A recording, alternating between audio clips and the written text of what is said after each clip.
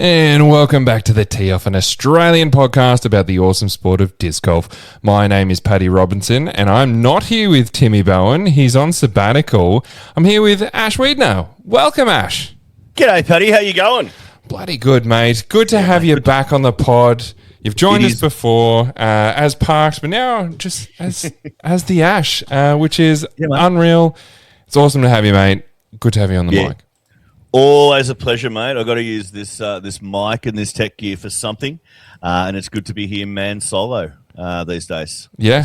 Out of my own freelance disc golf journalist, I guess. Yeah. It's very lucrative side hustle from what I hear. Yeah, I'm the Baney of disc golf journalism now, I guess. Well, you're a very friendly guy. This is actually episode 98, Ash. We're edging closer to the big triple digis. Flirting with it. Which is pretty cool. Getting closer. But bit of a fun episode. Some interesting things happening. We've just come off the back of the big Vic Open, so we're going to do a little bit of a deep dive into that. Ryan Nicholson is joining us very shortly as well. He's going to talk about the huge announcement with the Rumble and the Eruption. Some big changes there this year. He's always got something going on, doesn't he? Yeah, I love it. He's the real mover and shaker of Australian disc golf at the moment in the TD scene. We're going to revisit our dollar bets. We got some products. We got a fun new segment, and a couple of things came through the socials. So, yeah, a bit of a stacked episode.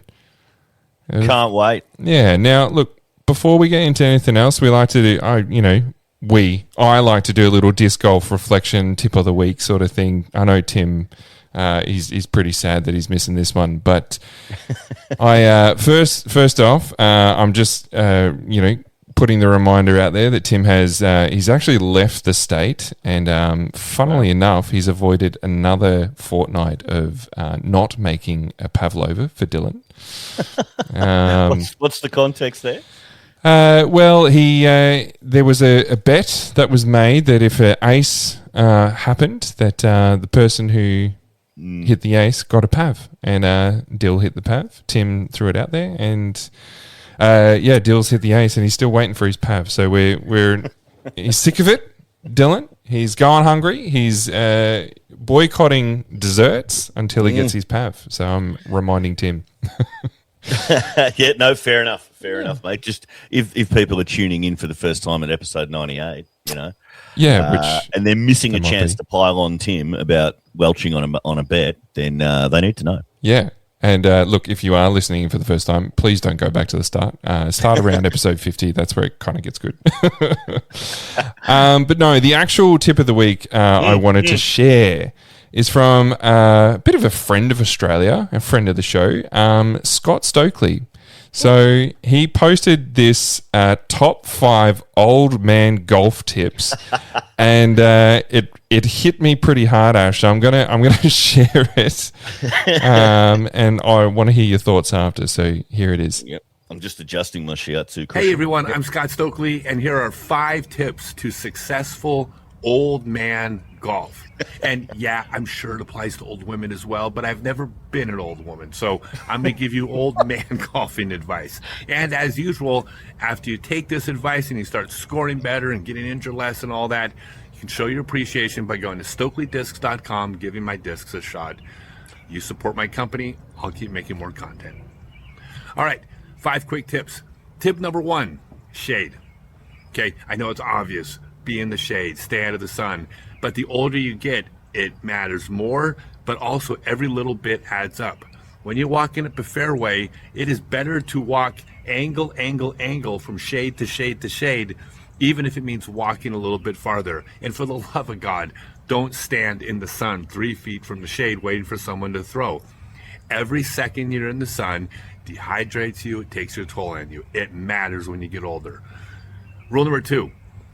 Get to your lie or get to your tee pad first, or at least as close as possible. Okay, when you're older, especially if you're playing on a course with hills, your heart rate accelerates, you breathe heavier.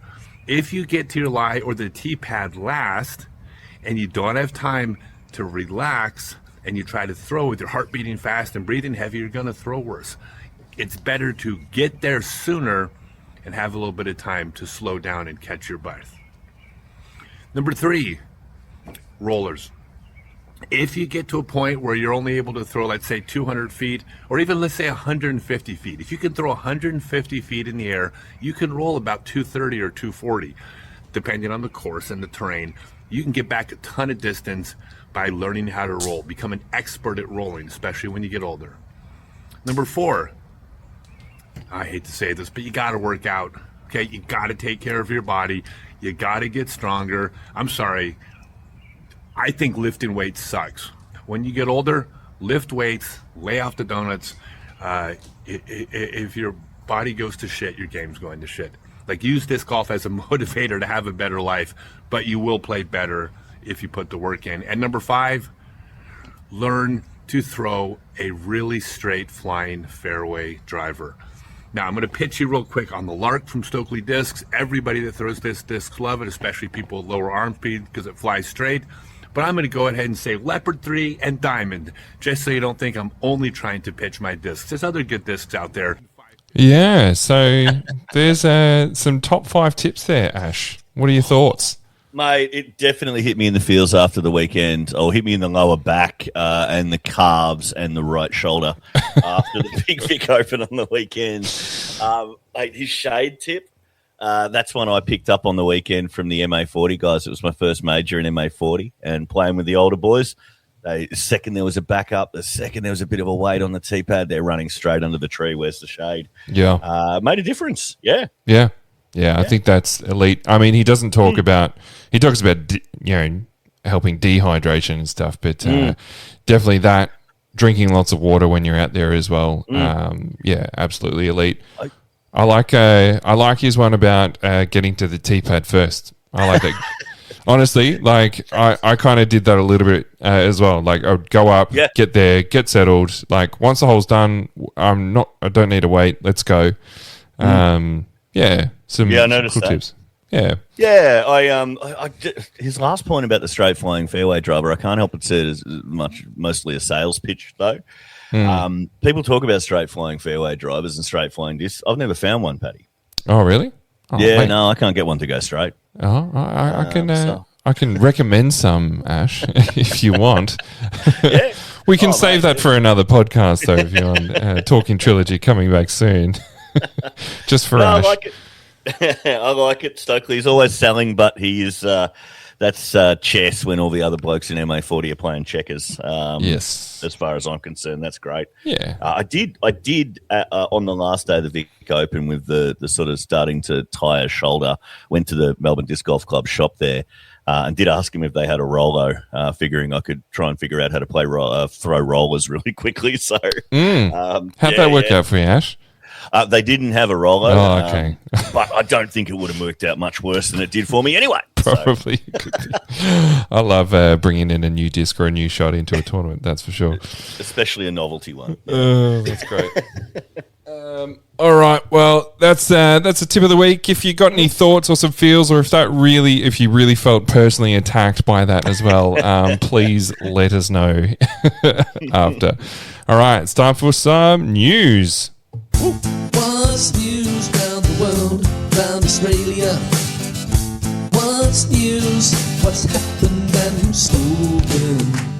Alrighty, so the good thing is this is actually going to be a pretty short news segment, to be honest. The Disc Golf Pro Tour went down the KC Wide Open, which I think we were all getting pretty pumped for, and then watched a couple of the rounds over the weekend with keeping an eye on the scores.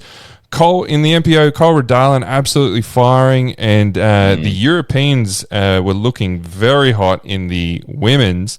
And then we happened to notice that things just kind of got a bit funny in the final round there. Some weird scores, people were playing, and then it all kind of went to shit. So what happened, Ash, in that final round? Well, mate, nothing really. I woke up in the morning, nice Airbnb in Bendigo, put the big TV on, and there's a big holding screen there telling me all of these bullet points as to what's going to happen because the weather had played a part again. Cut down the final round. And so, yeah, I guess that's, I guess Kansas is sort of in the middle of America, and it gets a bit windy apparently. A bit of a danger. I don't know. Sometimes we call snakes danger noodles, but if you want to see a danger noodle in the sky, big tornado warnings going on. So probably a bloody good call to cut that one short. It was a little bit strange because half the MPO field, so there was a cut, and then the guys that played early finished the full 18 holes, but then obviously the guys coming through weren't able to finish. It wasn't safe. So then they cut it all and just pulled it back to 9 holes, which was, it's a choice made by safety. No one wants to make that choice, but that's what they had to make in the end. So, they're pretty proactive about it. They made the choice the night before, cut the guys, and had that battle plan, I guess, or that emergency plan in place when they went live in the morning. So, I guess everyone knew what was going on. Obviously, it's disappointing for players that, might have been on the edge of, winning or cash line or what have you. But, no one wants to play in a tornado. Actually, no, I can think of at least 3 guys that would still want to go out there in a tornado. Yeah, 100%. Go on, name and shame. Zach Schloeffel, probably Chris Scott, Melbourne Chris Scott. Oh, yeah. And Daz Day Smith, just for the lols, I reckon. Yeah. Oh, Tim Bowen didn't come across him? Oh, okay. Yeah, no worries. He's not in the 3? No, Paddy. No.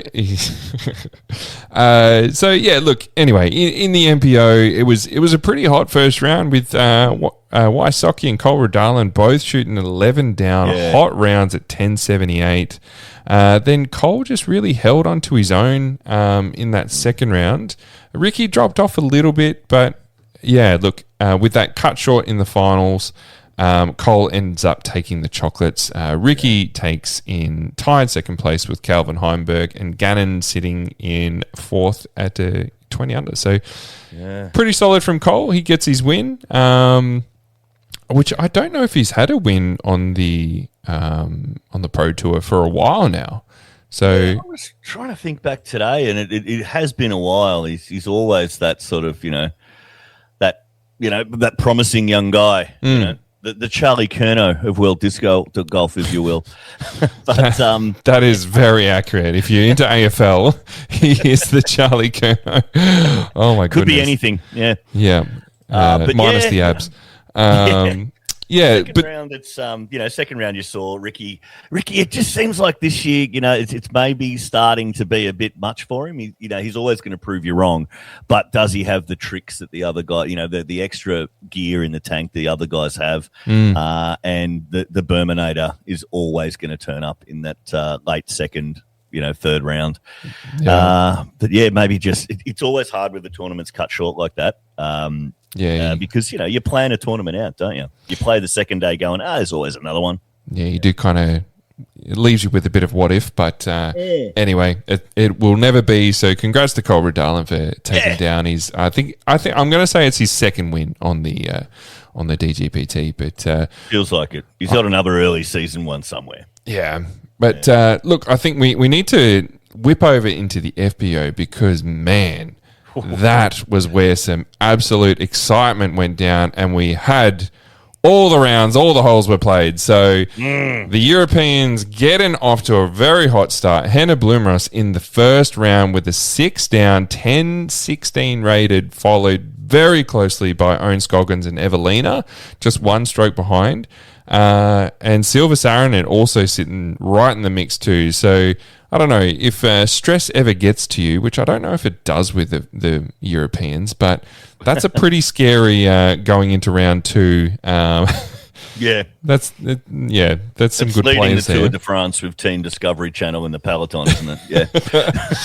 But look, it did change quite a little bit in the after the second round. So Evelina drops off quite a bit. Owns, unfortunately, not really. Only shoots like a 1 down, and Henna just goes absolutely guns blazing. 6 down, takes a 5-stroke lead over Holland Hanley and Sophia Denecki, which is awesome to see Sophia up playing in that final round. And then you cannot go past this final round. Henna maybe gets a little bit too comfortable with the lead. Maybe it's the conditions, but only shoots a 1 down, and out of the gates from the chase card. From the chase card. Yeah. Evelina Salonen shoots a freaking whopping 9 down, 10.23 rated to tie it all up, force a playoff, and takes it down on the first hole, carding a birdie on the big 575 par 4 over Henna. Yeah. My God, what a way to go down.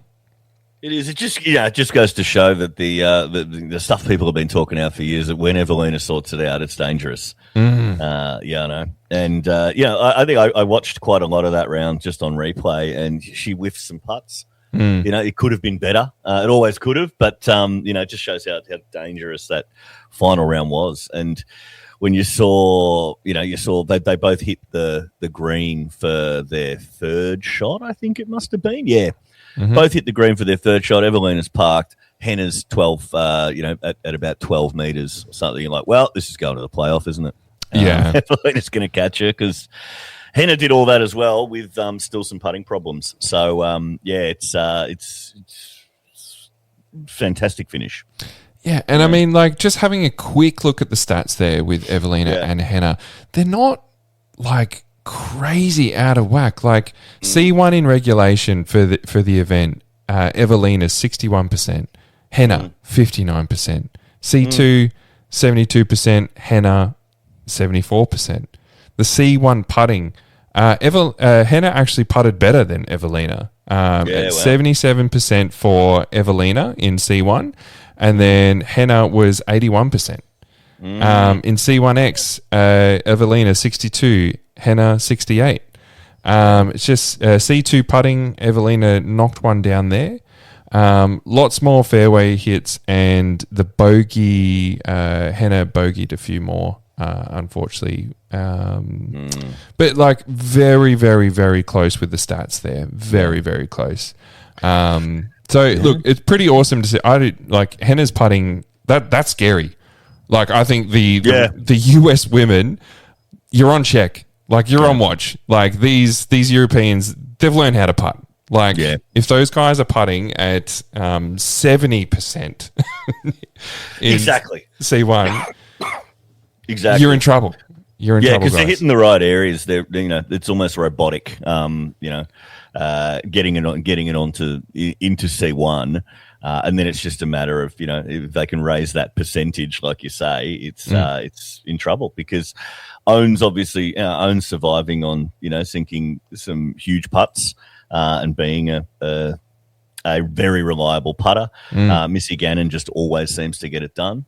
And then there's the rest of the field. So, if those two can sort that out and raise those numbers, whoosh. Yeah. And hey, there's, President's Cup coming up soon too. Yeah. So big year for that. Really, really awesome to see we always like to talk about putting with Henna and Evelina, but that's some pretty good stats. So, obviously, they've been doing some work on whether it's form or mental game or whatever it is. It's whatever they've been doing translated into there, and they were the top two by far. So really awesome to see. Right, I think then we just gonna have a quick other look, because we had Blakey, Shaken Blake. We did. Blake was playing the KC Wide Open. Unfortunately, he missed the cut. Yeah. I think he shot a 8+ in the first round, or maybe it was 8 after the second. I think it was 8 all up. 8 all up, was it? Yeah. Hang on, there he is. Okay, so it was a 5 and a 3.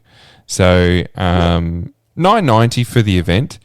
Which I'm sure it's a little bit more off what he wants to be. We know that Blake can shoot that 10-20 easily. That's well below his rating. So, but hard to know. It sounds like conditions were a bit rough there as well.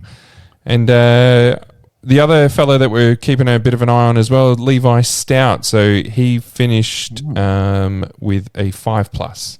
So I think a 2 over and a 3 over to finish at the 5, and unfortunately missed the cut as well. So yeah, hoping those guys sort of find their groove soon. I think Blake's only got a couple events left. I think Blake's done. I saw Is that done? The night before round 3, he put a post up. He'd just gone to bed and got an email telling him he'd been cut unexpectedly, and disappointing way to end his first season or his pro tour. But what I was encouraged by is that it was, he said something like this year's pro tour or my first pro tour. Yeah. So speaks of next year. He's going back.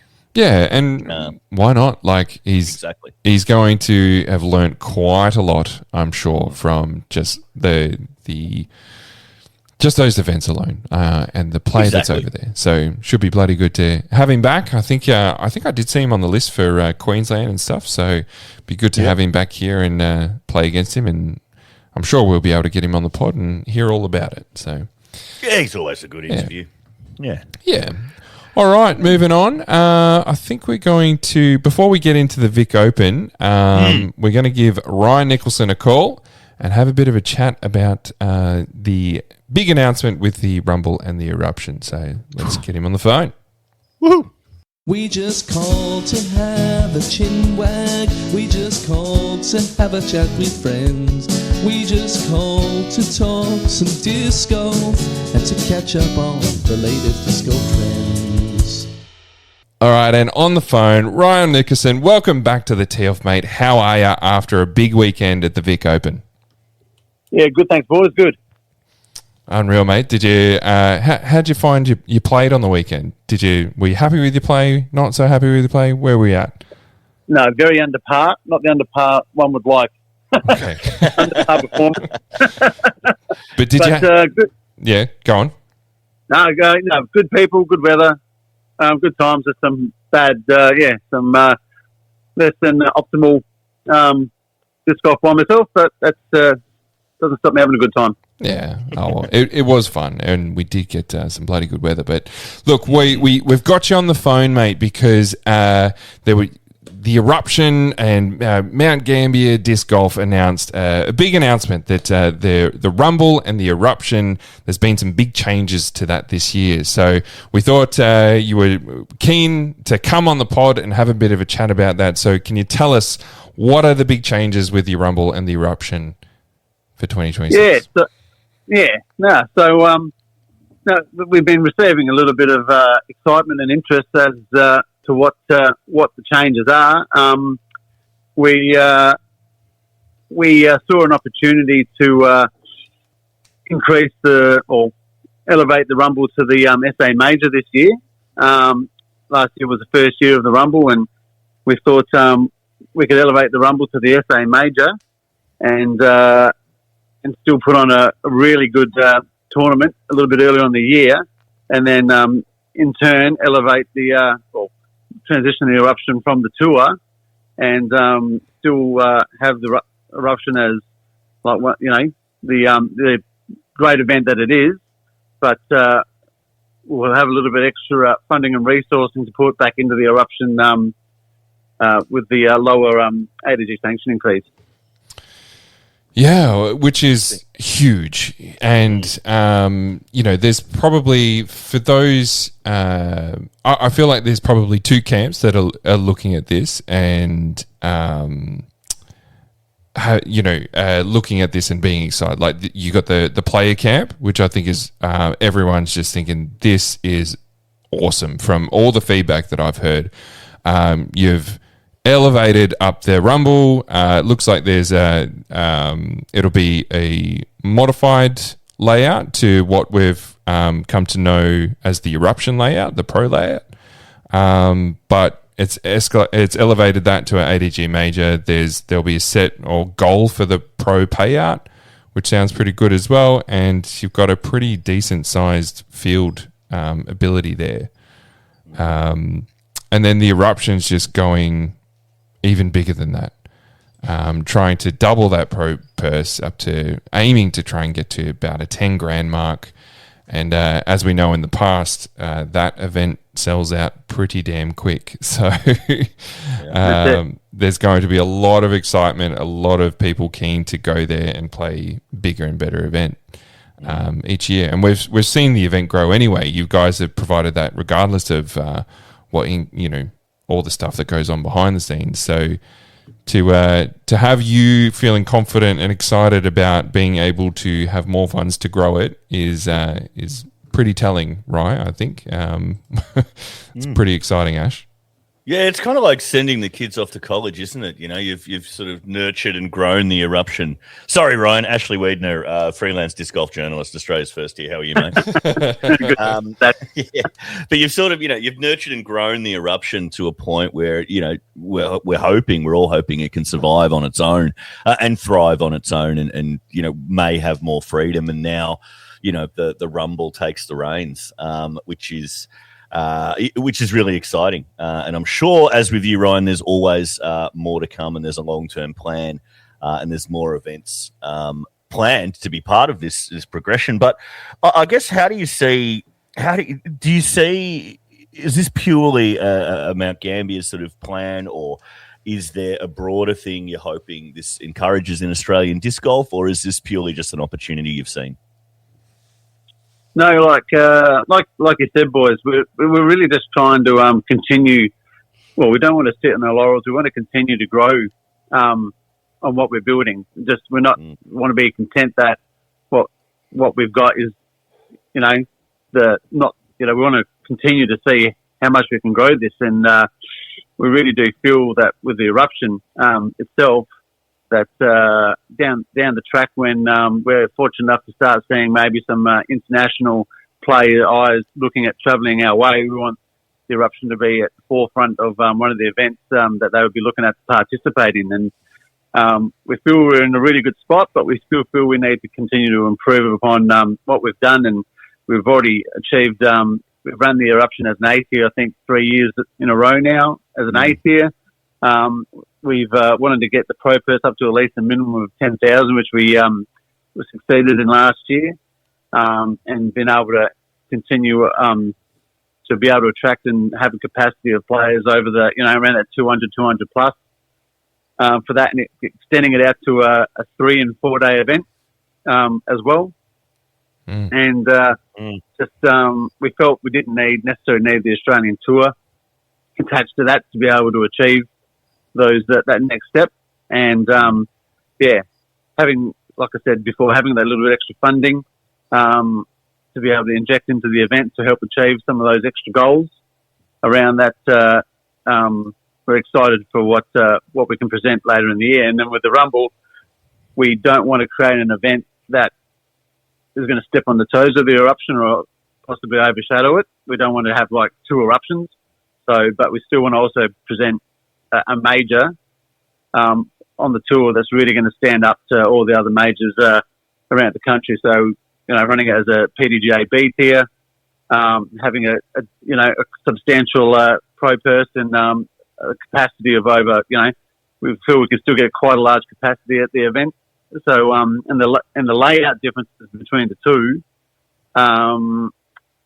if you, for those out there who have played it, and as you boys have, we're not going to do quite the same layout as the Eruption for the Rumble, but you're going to get a pretty close taste of it. There might not be anywhere near as much white lines painted on the ground, which I know you're a fan of, Ash. Woohoo! But yes, mate. But maybe a couple of tiny little tweaks to the layout, but you're going to be generally playing a fair bit of the same kind of holes that you'd be familiar with, but just not quite as much. Like I said, OB, and we won't be closing the roads for the Rumble like we do for the Eruption. So right, yeah. So Ash, Ryan, just quickly. I'm looking at Ash's face on the screen. Right, just you mentioned about just for those who are listening who might not, maybe they're a bit more of the player than the TD and maybe haven't TD before. But you've mentioned about the funding. You've cut ADG Tour, and that's giving you some more funding. Can you just explain what that is and what has like essentially what that means, so that your fella who's maybe thinking about running a PDGA C tier or something on the Aussie Tour doesn't go, oh yeah, we can just, what goes into it? What is the behind the scenes stuff about that? Can you just explain that? Yeah, well, for a lot of those out there who might know, with the sanctioning with the ADG and the difference between the non-tour events and tour events and majors and nationals, there's the sanctioning structure for those is varies a bit, and the difference between and it's a per player per day structure. Cost.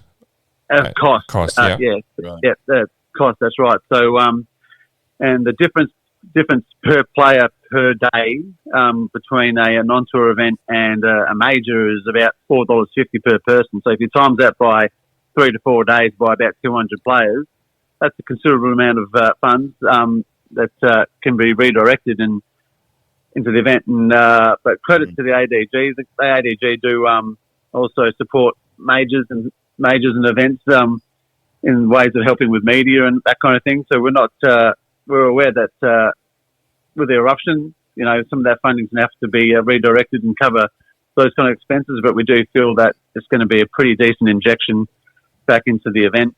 The event at the end of the year. I think the other thing that I'm aware of is that some of that fee that ADG collect goes to insurance as well. Is that something that you've had to look into to help with the event, cover the event? How do you mean, mate? So doesn't ADG have insurance for players playing the event, and part of that sanctioning fee. Some people call it. A lot of people call it like the insurance fee. Some people call it the sanctioning fee. It's ultimately the insurance is a large part of what that fee goes to cover for the ADG. Yeah. So players are still covered under this new model. That's right. Even for non-tour events, any event that is sanctioned by the ADG, the insurance is covered. Yep. Great. Yeah. Okay. Awesome. Very important to us, Paddy, after the conversation we had earlier about old man golf. Well, yeah. Look, I think it's a very interesting concept. I know there's been talk about this on in my TD times and circles about. It has been a considerable cost that comes up where you do wonder whether those funds can go into other areas. So I think I have the feeling there'll be a few TDs around Australia kind of, ears pricking up and taking a pretty close eye or, close watch about how this actually runs to maybe make some changes to their own events. So it'll be interesting to see what happens after, right? What do you mean, Paddy? No one steals ideas from the Eruption. What are you talking about? But no, it's. Go ahead, Ryan. Yeah, sorry. Sorry, no. Well, I was just going to say we have seen a lot of events around Australia, and especially a fair few over in Victoria that do run now as non-tour events. We see it in a few different spots. There's still, I don't know, over in WA, they still run a lot of tour events. Most of their events are still sanctioned as tour events, but we're seeing a lot of events now across other parts sanctioned as non-tour, and like the SA Open this year is a good example of that. And yeah, like I said, there's a fair few events over, especially Melbourne way, that you don't see sanctioned on the ADG Tour. Yeah, it's look, it is a little. We're not here to talk too much about it, but I don't think I think there's a common theme with a lot of the feedback that sort of comes through these channels, say that there's not much incentive to make it a tour event, let alone try and gain points to the tour event as a player, and from the other side as a TD as well. So might have to be something that the ADG sort of sit down and reevaluate there, if especially with this moving forward. But yeah, look, I think that's what I was getting at. Sorry, Paddy. I think that's what I was getting at with Ryan over the weekend. Is that, you see a lot of tour events in WA. Obviously, it's difficult for them to travel, so they sort of try and even it up, I guess, with holding a bunch over there. But Ryan, do you see this as a potential reevaluation of the tour, or is that a goal, or is that something you even care about, or is this purely just a financial decision to try and make your tournaments as great as they can be? Yeah, I think there's a bit of a divide amongst players and TDs on the subject. But I definitely noticed the sentiment swayed away a little bit from the tour events, especially from a TD's point of view. I myself personally, I'm kind of I'm a little bit in the middle.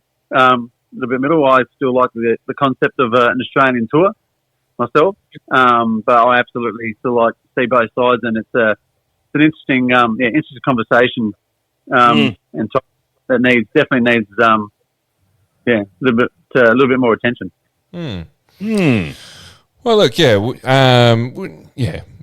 I think this is a great chance to start that conversation and see what happens from here. But sure. In regards to the Eruption and for the players, I think it's pretty damn exciting with some big events coming up. Especially as a Victorian, I'm pretty stoked because it's definitely within driving distance for both those events. So happy days. The other thing I wanted to ask you, Rye, just as a bit of maybe a teasing question, is there any thoughts that maybe Eruption might join a different tour? Maybe one that comes to the Southern Hemisphere, around that February kind of time of year. Yes, I know what you're talking about. No, I have had. You picked up the hint, did you? Very subtle, Paddy. Yes, I've actually had the tour down under reach out to myself regarding the Eruption and the tour, and I've in my responses, we do have a bit of a challenge, as some may know, in with our beautiful Cray Lakes Disc Golf Park that during fire season and the warmer, especially during January and February, the chances of the venue being shut with basically zero notice by the CFS due to fire danger days is considerably more compared to that November, early December period. Yeah, right. So that's a bit of a challenge. Plus, the course is at its most obviously still real beautiful state condition, I should say, around November to December, and by the January February, it really does start to get a little bit more dried off, and the wriggle sticks come out a bit more, and so it's a bit, I've responded to the tour down under about those considerations. I haven't heard back, so I'm not sure that's what I'm hoping to hear. Yeah, I'm hoping to hear from us, but yeah, they don't know what snakes are in New Zealand, do they? Yeah, that's right. not the dangerous ones, anyway. Yeah, but that is a really good point. I mean, we did unfortunately we saw Crater Lakes closed for quite an extended period with that fire that did happen and the instability that was sort of announced through there, going unfortunately through the crater. So that's a very good point that you make there, right? But look. Oh, well, that just means it's more fun for us. But yeah, it's nice to hear that they've reached out too. So we'll watch this space moving forward, hey, let's say. Yeah, watch that space, yeah. Yeah. Unreal, right? Well, we might leave it there, but thank you so much for coming on. Very excited on these news. I think it only means good things for the players. The Rumble, which will be held in late July, early August, and then the Eruption at its usual time to get even bigger and better. So, yeah. And registrations for Rumble open Wednesday night, 6th of May at 8 p.m. Australian Central. Okay, perfect. I'm going to be sold out by 8:07 p.m. Chuck that in me diary. Well, that's the interesting thing. Like, we've seen the Eruption, close to 200 players registered within about half an hour to 40 minutes in last year. But it'd be interesting to see if the Rumble fares a similar result. So come Wednesday night, it'd be interesting to see if people are trying to break the ADG registration system again, or maybe not. Yeah, look, I'm sure you'll get I hope you'll get a pretty decent contingent from Victoria in this side. I suppose, like, if this was an event somewhere else, you're traveling interstate, you got to probably consider that. Toss up between what you want to do, whether it's Rumble or Eruption. But I'm sure that it'll be healthy there anyway. And I know I'll be looking at it 100%. So very exciting. Yep. No, we're pumped. Unreal. All right. Well, thanks, Rye. Thanks for joining us. And all the best for these two huge events coming up this year. Appreciate it, boys. Thank you very much. Thanks, mate. Put the white paint away. Well, Ash, pretty interesting chat and a bit of food for thought there, to be honest. We did have, I did put out this question on the socials, and we did have some comments come in. I might read them out and just get a bit of a gauge on sort of what you think as well. I thought it might be just a little bit too much to read it out while we were talking to Ryan, but I think we've got a pretty good gauge on where he's at. But one of the comments when we said, look, about Eruption dropping the ADG Tour, one comment was, I'm in two camps. Don't really see the reason why ADG fees scale up for larger events when the insurance requirements are basically the same. Acknowledge that the ADG Tour offers basically nothing, so don't see much point of hosting tour events. All that said, if we don't support ADG by avoiding or minimizing their fees in our comps, then there'll be consequences. Like if they cease to exist, we'd probably be pretty screwed insurance-wise and wouldn't be able to hold events. Pretty much Ryan and co-separating their event from ADG might be good for their event, but it could be bad for Aussie disc golf if you take it to the extreme. The main point for me is ADG really has to offer more value for money and or rationalise their costs. I don't know if that's two camps or an entire military barracks. There's a lot in there. But I don't disagree with any of it. And it is, I think it distills the conversation really nicely. Obviously, the cost thing, I think Ryan allocated really well. Yeah. Insurance is still there, but ADG do put a lot of financial support behind the majors, especially. So they do see some of that back. Yeah, I think the that fee isn't insurance alone. There's other things that are tied into that, which I think is important to maybe make that distinction. But when you are looking at a 3 to 4 day event, these pinnacle sort of events, Ryan said it was about that $5 a day. That's, bordering $25 to $30. If you're trying to cap your event at a certain spot for an event fee, that is starting to become a pretty sizable chunk of that. So, it's an interesting point. Yeah. Yeah, I think. Oh, go on. Yeah, this will probably come up somewhere else. Oh, look, I was just going to say, I think saying ADG majors and Eruption in the same sentence in this context can be a little, it's chalk and cheese. Because no shade on the other events, but they move around. They might be in a different place in the state every year. They're not destination events like the Eruption is. So I think Eruption's in the position to do this, and.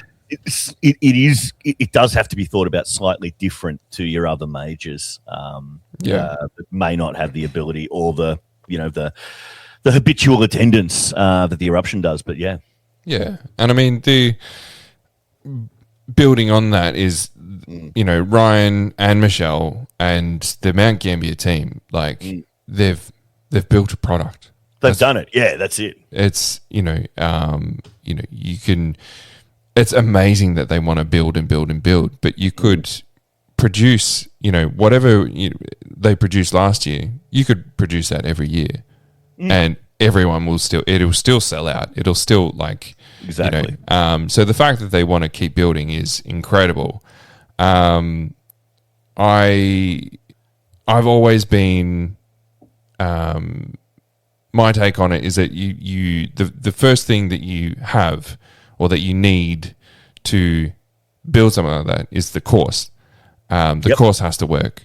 Yep. So I think the most exciting thing about this is that there are these courses around.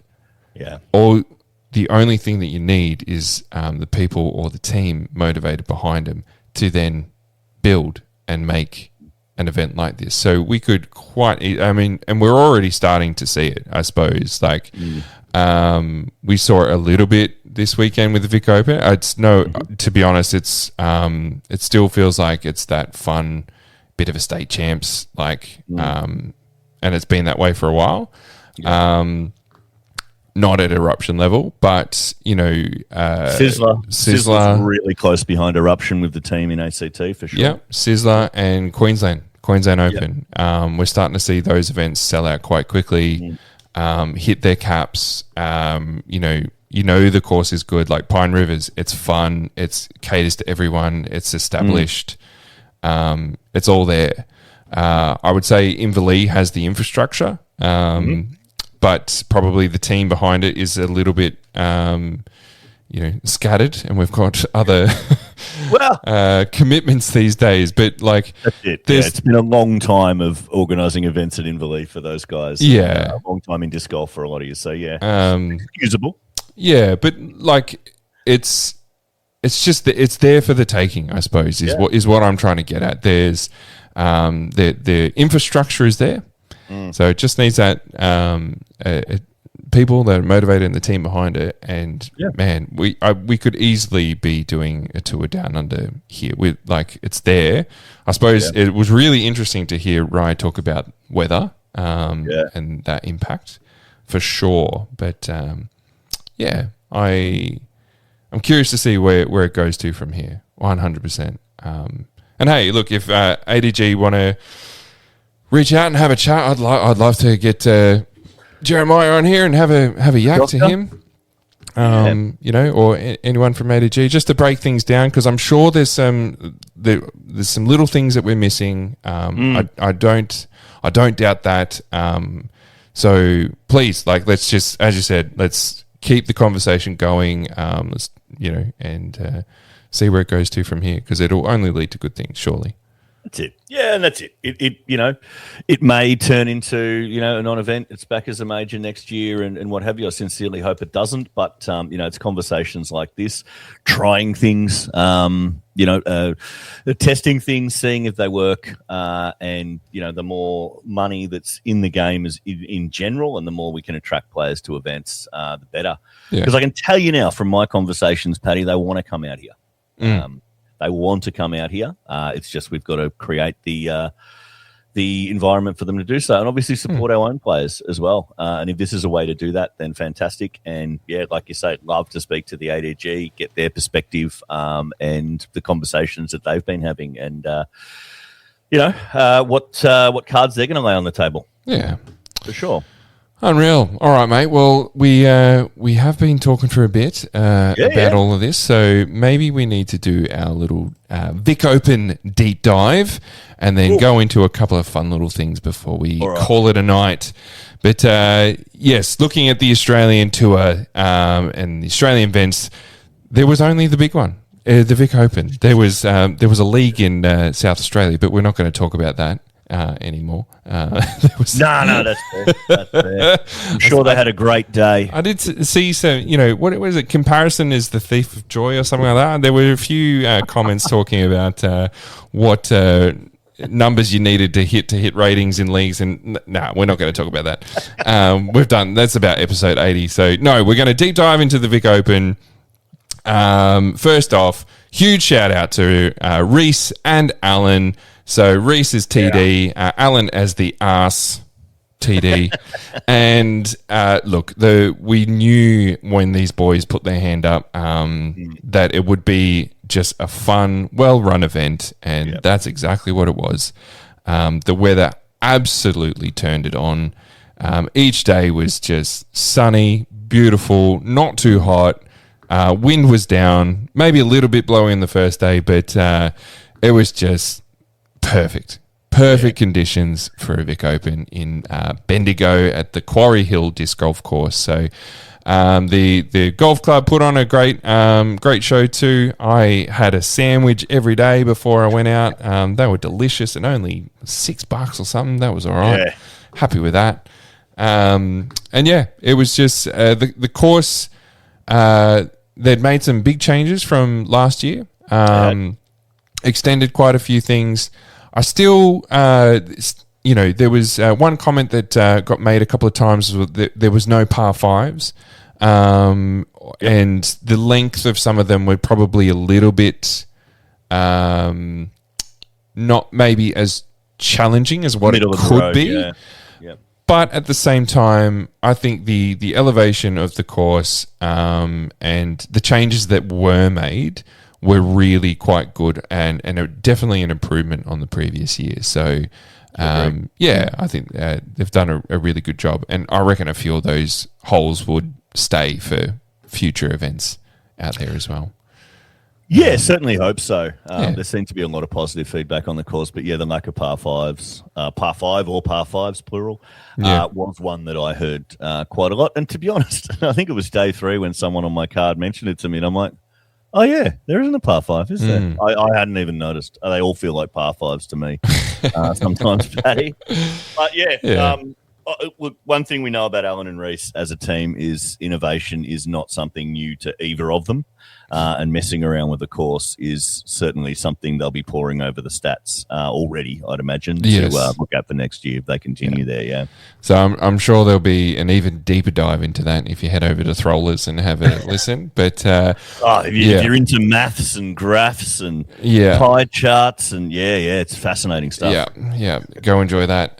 But we are going to have a look at the shout out the people who won, and we can't go past him. MPO David Perry, my goodness,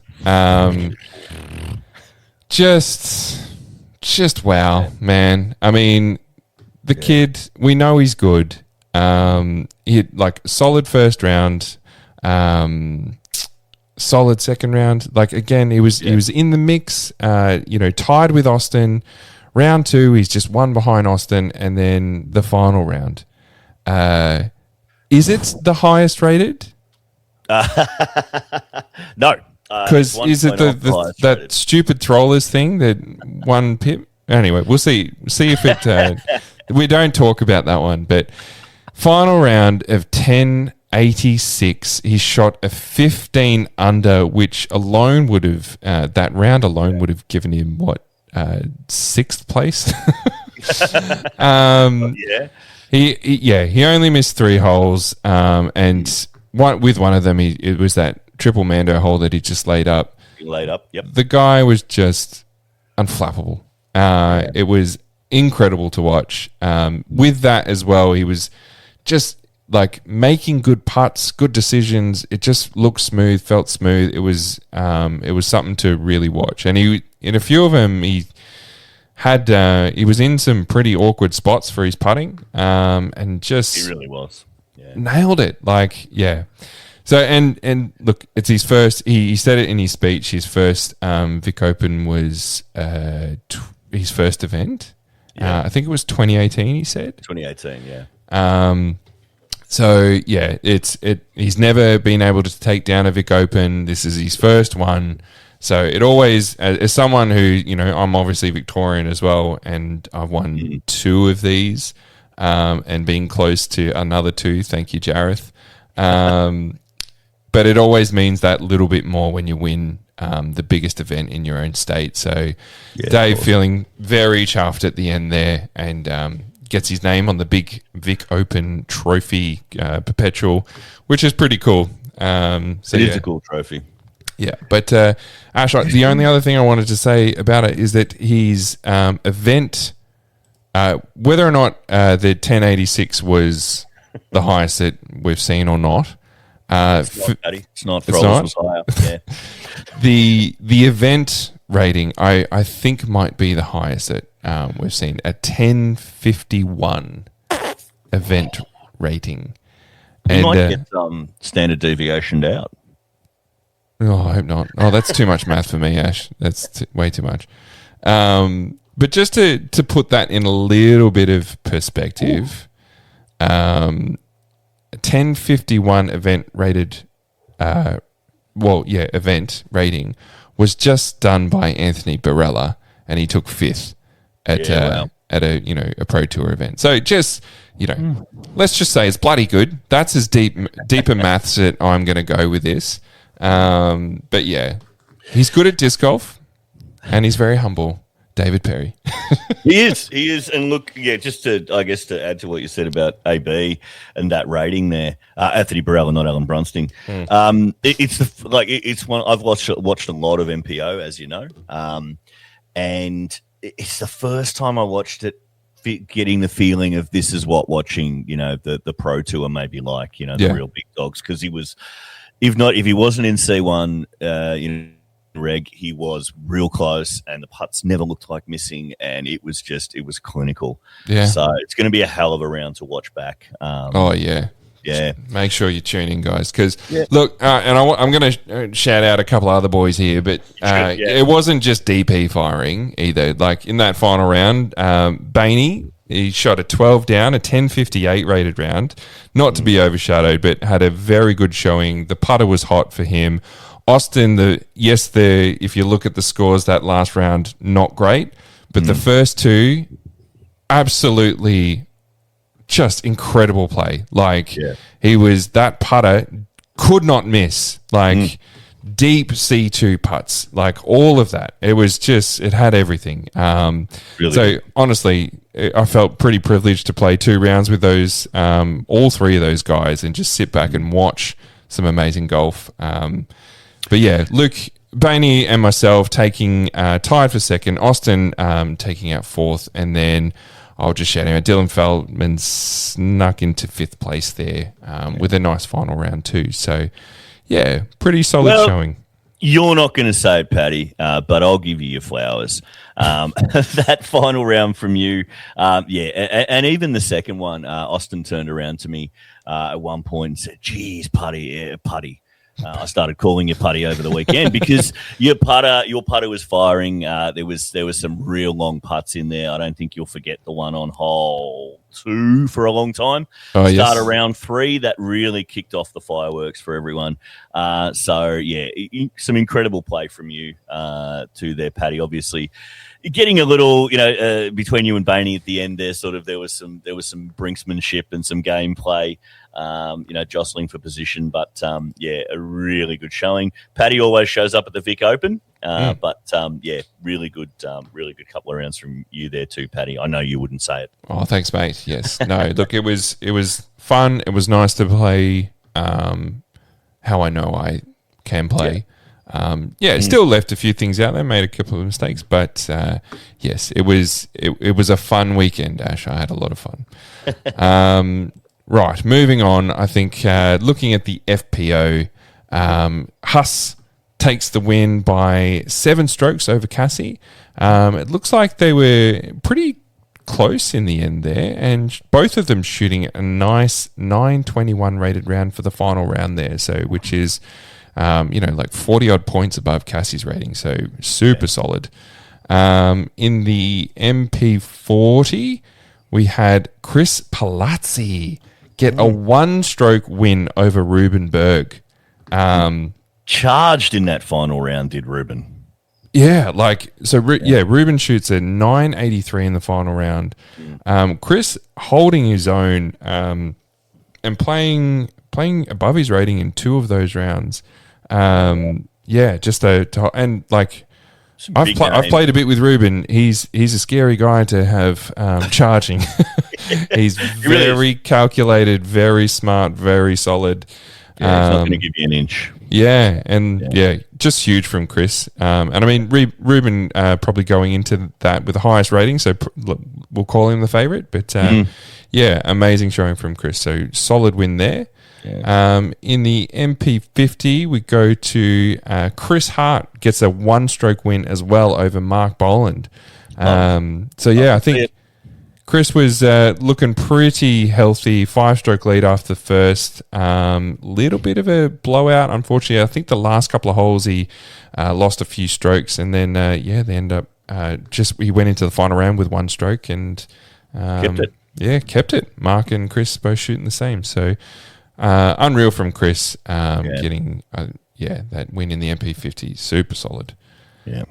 MA1 as well. Now I'm going to just quickly click on his name because I don't know how many wins he's had in. I'm going to say there's not too many outside of that little island that we kind of ignore down in Tassie. So let's give him a big roar. Ed Headline. Ed Headline. The man, the myth. Big win from him. Huge win.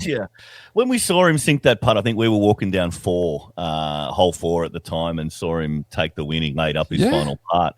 And I turned to you and said, I knew he was funny. I knew he was a character. I knew he was great for the game. I didn't know he was any good. Yeah.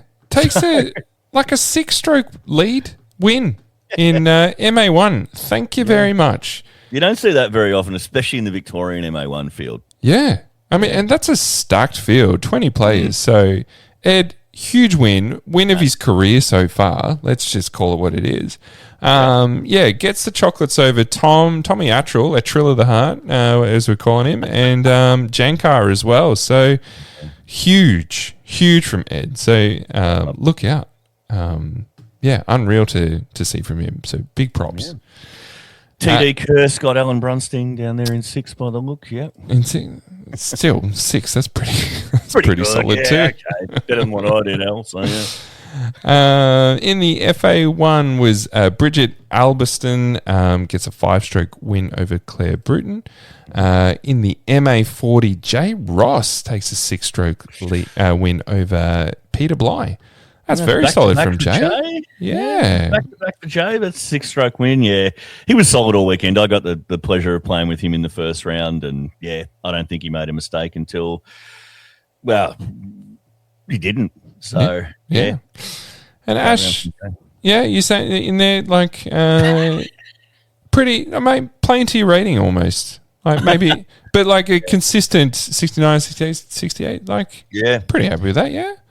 Yeah, look, mate, I obviously can't expect too much. Not a lot of preparation and a pretty hectic, last 12 months, I guess, work-wise and that sort of stuff. So, obviously no excuses, but pretty happy. Obviously, you come out of it going, there's more that you would have wanted done. There's, birdies you should have, hit putts on, but, can't complain too much. Got cleaned up a few things, and if I didn't take an 8 on hole 1 day 1, then a hole 18 day 1, then who knows what could have happened. Get rid of those snowmen. That's a good idea. You can definitely take that into the next tournament. Yeah, absolutely. It's my first snowman. I've got a lot of 9s, but never know. Then we have a look at the FA40. So Carol Hartley gets a nice 6-stroke win over Len. What does Tim call? I think he calls it the Aussie own. Aussie own, yeah. Aussie own. MA50 was Richard Lewis Shell gets a nice 6-stroke win over Kerry Edwards. Shooting for 1 down was Richard for the event. Very solid. Yeah, just one of those silent assassins of the MA50 division. Yeah, the People's Champ Richard Lewis Shell. Yeah, playing pretty well above his rating, about 30 points above his rating there. So very nice from him. MA2 was Reed Taylor, 3 strokes over Kynan King. Nice one, Reed. FA came down to the wire, that one too. There was a big finish for Reed, the young fella. Yeah, I mean, huge round ratings. He's 860 rated, and he's shot a 919, a 950, and a 950. Course might have suited him, maybe. Yeah, pretty handy. That rating's going to get a nice little bump. Simone McKnight takes out FA2 by 7 strokes over Jolene Tan. In the MA3, Lachlan Howard Graham gets the chocolates over the field, but most importantly over his brother, his twin brother Mitchell, by just 14 strokes. Super solid. Nick Tay comes in second there as well. Yeah, super encouraging for me is if I had played MA3, I would have got thumped as well. So good on you there, Lachlan. In the MA4, Reese, how do you pronounce that last name? Visu, apparently. Visu, that's much easier than it reads. Reese Visu takes a 4-stroke win over David Morkunis. In the FA4, Linda Nailon gets the win over Sharon Cook. And then FJ15 was Charlotte Davies getting the win. Nice. So absolutely unreal. Total of, how many do you have? 163 players. Huge. Man, huge. About 100 more than last year. Yeah, pretty damn awesome to see. Lots of interstaters coming in. I hope everyone who played had fun. And if you were jealous of playing, fair enough. You should have been, because it was pretty good. Good to see a huge MPO field. Still somehow managed to have the same 4 blokes on lead card. Not quite the same 4 blokes for a while, but it was good fun. Very healthy looking field in the MPO. Lots of guys stepping up. So it's great to see. Great to see. Love it. All right, now just the final thing with the Vic Open. Timmy and myself, we put on some $1 bets.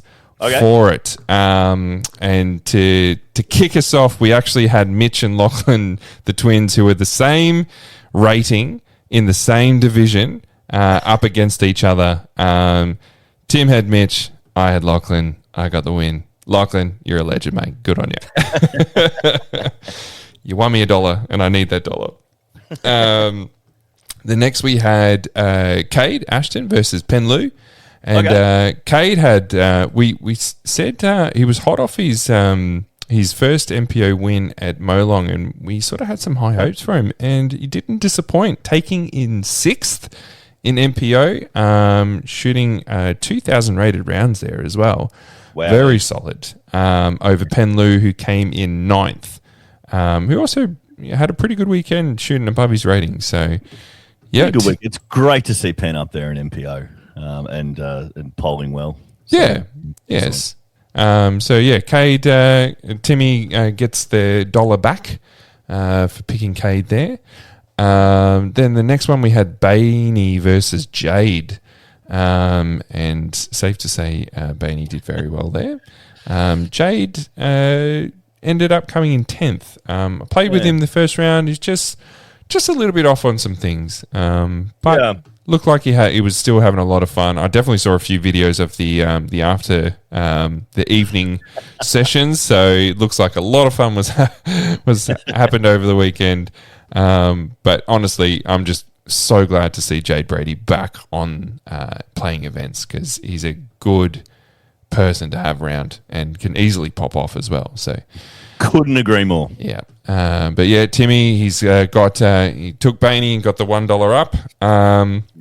Next we had Daz versus Ruben, and I had Ruben, so which he got the chocolates over Daz by 1 stroke there. Yeah. So I'll take that $1 back, and we're even. And the last, we had the $5 bet to tiebreaker was Atrilla versus Tommy Jankar. Tim had Triller, I had Jankar, and they both tied in second on the exact same score. So, Ash, I don't know how we break this down. Let's see. Atrilla is 924 rated going in, and Jankar's going 921 rated. So, or 921 rated. So, technically, Jankar's done more to keep up with the bloke rated 3 points ahead of him, I guess, if you want to tie break it. Yeah. All right, that's good enough for me, because that gives me the $1, and suck it, Tim, you're not here to disagree. So thank you very much. $3, Paddy wins the Vic Open. Tim's never disagreed with the rating. No. Yeah, he'd be all for that, I know. Yeah, absolutely. Awesome. So thanks. I hope. Yeah, that's the end of the Vic Open chat. Let's move on. Products. Oh, yeah. So we'll keep this really quick. The last few episodes we talked about some product stuff. The only thing that's really popped up that I've noticed, Disc Golf Warehouse are doing this big tie-dyed or dyed destroyer drop. And just having a look at some of them, they look really cool. So, I'm not sure if how many people are like sort of jumping on it or if the hype's building, but I've got to admit, when I scrolled past some of them, I was like, they look pretty cool. So I'm having a look now, yeah. Yeah, so jump over onto Disc Golf Warehouse, just on Facebook, have a look at what they're dropping and maybe pick up a pretty damn cool looking destroyer. Well, they're Heimberg destroyers too, aren't they? Yeah. So if you like them, get into them. And the other ththing was something that I made over the weekend that actually turned out to be really helpful. Okay. Yeah. I'm just going to throw it out there. You can maybe make the call on it, Ash, if it's trash or cash. Trash or Ash? I was just thinking. So my son's getting into like Pokemon cards. Okay. And we got these tins from the Pokemon cards the other day. We bought some. They're like a rectangle tin, maybe the size of your phone. Like obviously a little bit thicker, but roughly about that kind of size and shape. Mm-hmm. And once the Pokemon cards are done, these tins are sitting there doing really nothing. And I repurposed one of them and put a whole heap of like first aid stuff in it.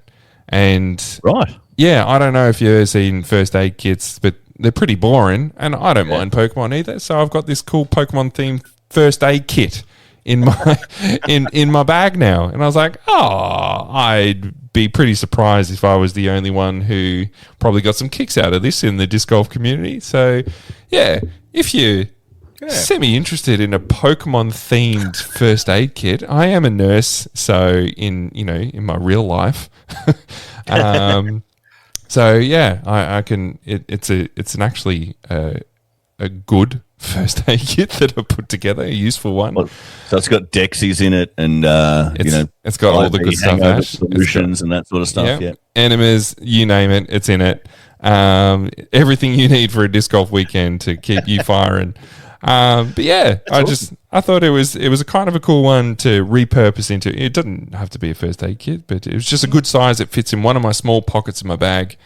I kind of dug it. So yeah, there you go. Anyway, that's all. Mate, that's cash. That's cash. That's cash? First aid kits. Everyone should have something in their bag. As a man who spends most of a disc golf tournament bleeding from somewhere on his exposed epididymis or epidermis, whatever it's called.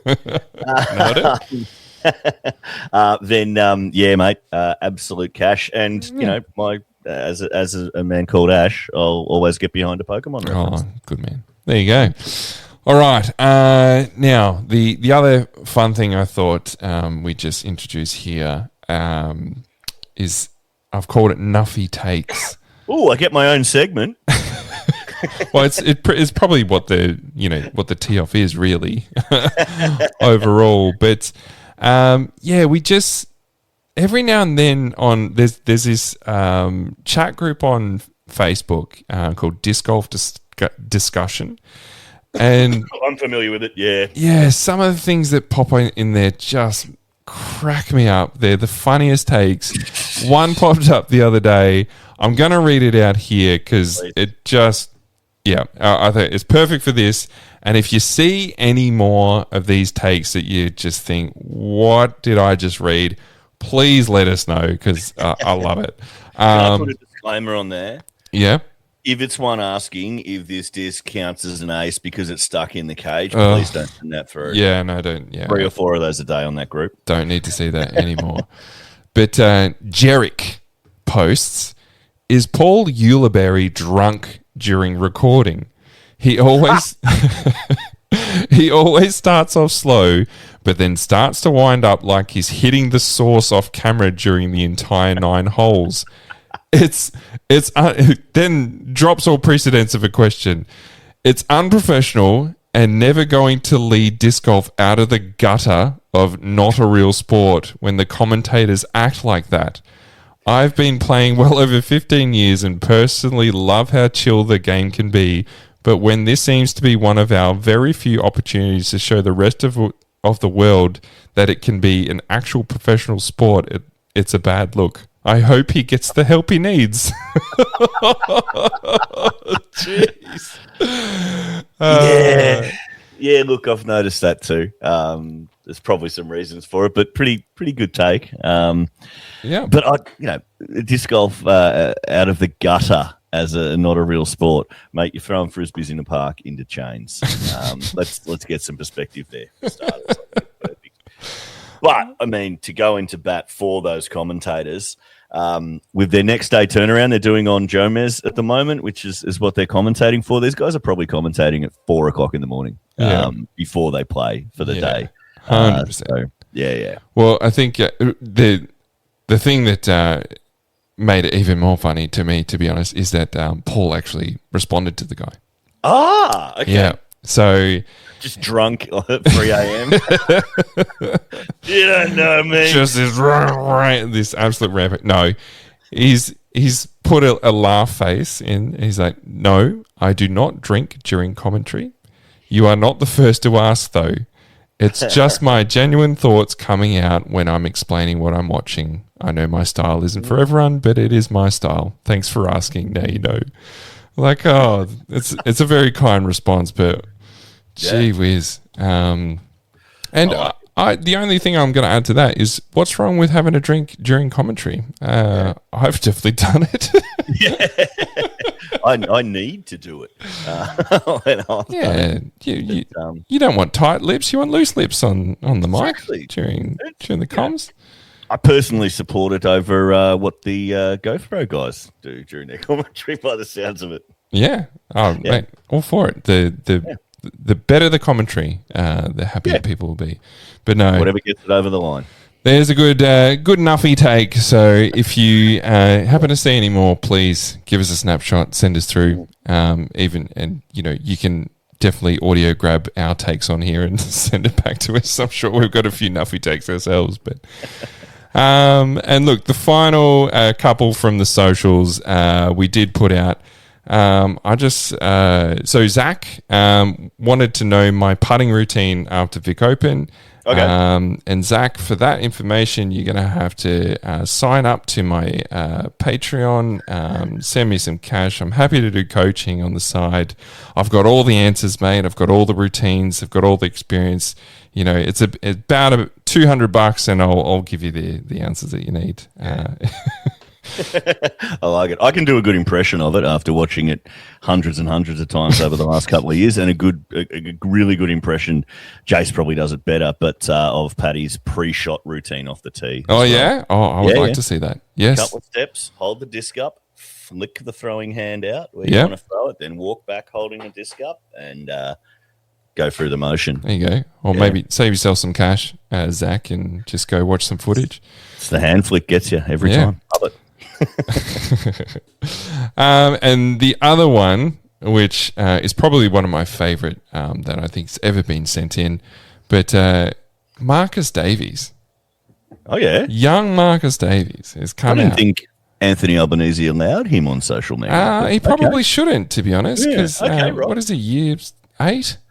You know? Yeah, something like that. Yeah. But look, Tim's not here, but it's directed to him. But Marcus has asked. Why was it so hot for Vic Open and Timmy, a little ray of sunshine Bowen, still didn't play? I love that Timmy's copping strays. When that's not even a stray. That's a I love it. Look, it was sunny at Vic Open, but the shade is thrown at him. And look, Marcus, I sent him a message and said, look, care to comment because he isn't here? And he said, haha, just say I was too busy riding roller coasters on the Gold Coast in 20 mil of rain. You're welcome.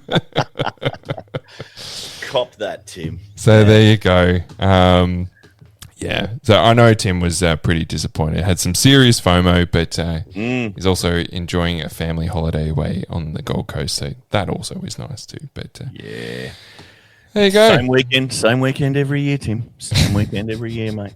It never changes. Fergie's birthday, like.